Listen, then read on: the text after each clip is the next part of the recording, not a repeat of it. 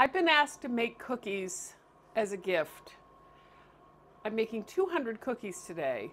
I'm making molasses spice cookies, chocolate crinkle cookies, chocolate chip cookies, and snickerdoodles.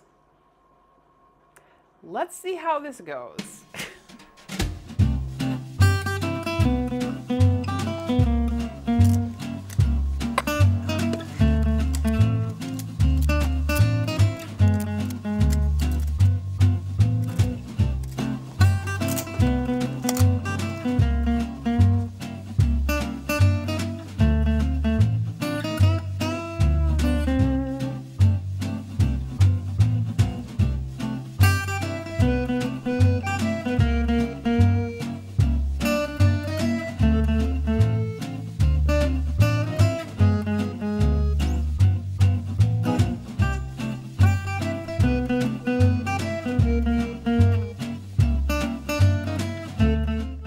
I'm still baking cookies, and I've decided that I don't like cookies anymore.